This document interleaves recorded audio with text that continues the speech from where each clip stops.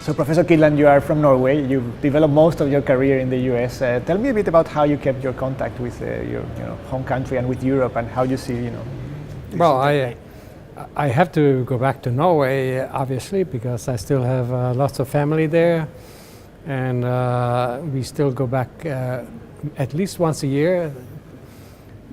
These days, not so much for academic reasons, but of course to visit my mother and my 5 brothers and sisters and other family. I did keep contact with the school where I got my undergraduate degree, Norwegian School of Economics it's now called. It's in Bergen, Norway. And after my PhD at Carnegie Mellon, that's where I had my first job. Uh-huh. But then I ended up going on leave of absence to the US and ended up staying.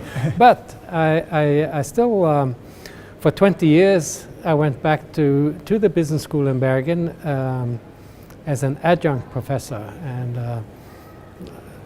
about every other year taught a graduate course, and I still have good friends there. So I'm originally a graduate from University of Valencia, and then I've tried to keep in touch as much as I can, and it's a nice feeling. So you're more or less in the same situation? Yes, very similarly, and it seems to be like a nice role to come back and to keep in touch. Yes. And these prizes, I mean, you have more experience than me. You've been doing the prizes for how many years now? My wife and I, we were trying to count. It has to be either 9 or 10 years, Okay. something like that. How have you seen them evolve over time in our area, in economics? I think the discussion has become, I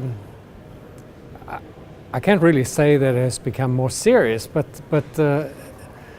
I think there's more focus these days on the academic aspect of the candidates than used to be the case. Maybe just marginally so. I'm very happy with the conversation we had today, for example. The issues that were brought up, they were the right issues to discuss. We can disagree about how much weight to put on each of them, and that's why we vote. But no, excellent. I thought it was a very lively conversation. I think the fact that research is becoming more prominent is not only a property of the prizes, but also a property of the country. I think university in Spain and research is evolving as it's doing so throughout the world. Absolutely. As I said, I go back to Norway at least once a year.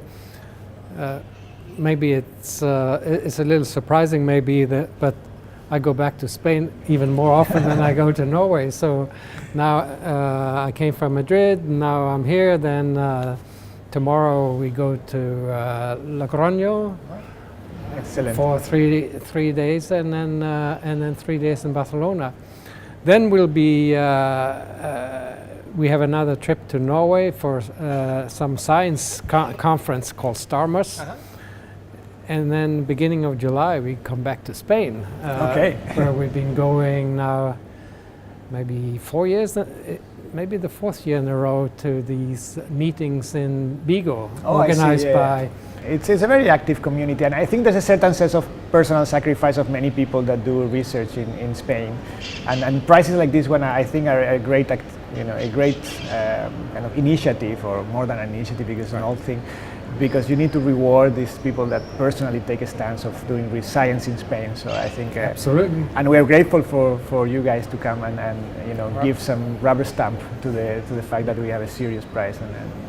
Well, you're lucky you have such a wonderful country to visit, and so I guess we have to take advantage of our assets. Yes, absolutely. Tanya and I love the food and the tapas culture and the wine, and it's part of everything. It's part of the reward. Yes, absolutely. Thank you very much. Yep.